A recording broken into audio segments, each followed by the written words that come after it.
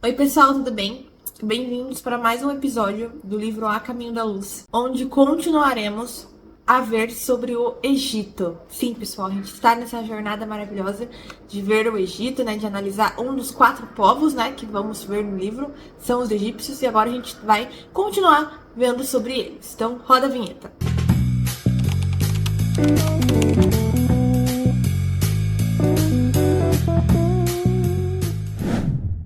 Eles continuam aqui, pessoal.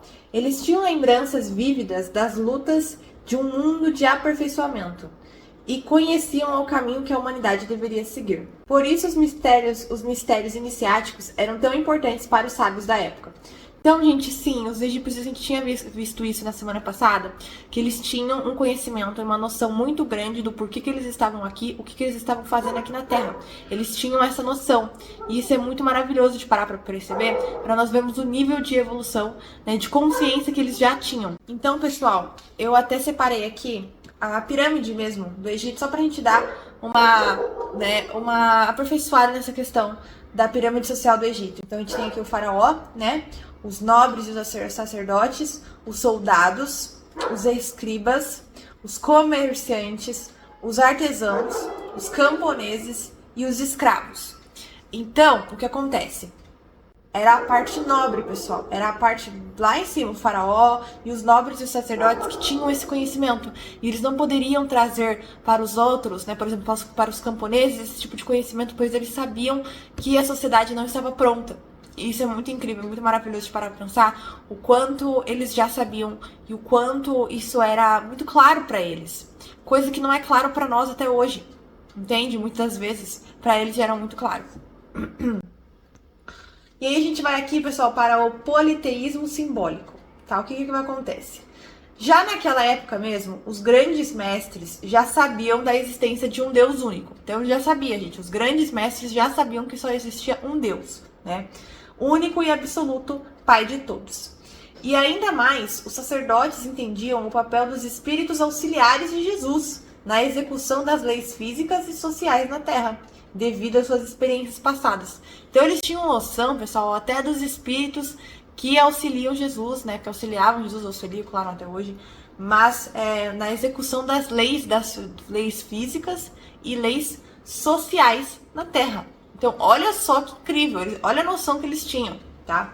A partir desses ensinamentos ocultos, surgiu a ideia de vários deuses, pois as massas precisavam desse politeísmo simbólico nas festividades religiosas. Então, gente, foi aí que a gente começa nessa situação de ter muitos deuses, né? Caso você não saiba, assim, gente, era muito comum antigamente ter. Hoje ainda existe o paganismo, mas não é tanto.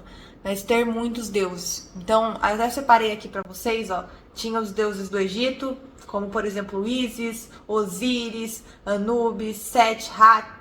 Então, assim, muitos deuses.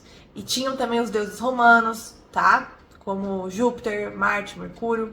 E os deuses gregos, como Ares, Atena, Apolo, enfim. Tinham diversos deuses, não só necessariamente no Egito. E aí ele fala que é porque realmente, pessoal, as massas precisavam disso. Não daria para poder falar ainda naquela época sobre um Deus único. Então foi necessária essa criação de deuses, desses deuses, para que as massas tivessem o que acreditar. Que por mais que ainda não é o Deus único, gente, o fato de você acreditar em algo, isso te melhora a tua fé. Entende? Então, querendo ou não, estava ajudando ali naquela época. Não era o melhor, né? Não era o Deus único, mas era ali o que dava para auxiliar a época. E aí ele continua falando o seguinte: os sacerdotes entendiam essa fraqueza das almas jovens e adaptavam seus ensinamentos para atender a essa necessidade. Então, sim, gente, os sacerdotes entendiam o quanto aquelas almas naquela época ainda eram muito sofridas, não entendiam, não compreendiam. Então eles adaptavam para a época. É a mesma coisa de Kardec, gente. Vocês acham que Kardec, quando aconteceu aqui pro espiritismo, ele não teve, tipo, que evitar ainda de falar muitas coisas, que só veio depois de Chico Xavier? Então, assim, o conhecimento vem devido a nós estarmos prontos ou não. Tem que ter isso em mente. Então, por exemplo, veio Moisés, ensinou um pouquinho. Veio Jesus, ensinou um outro pouquinho. Veio Kardec, ensinou um pouquinho.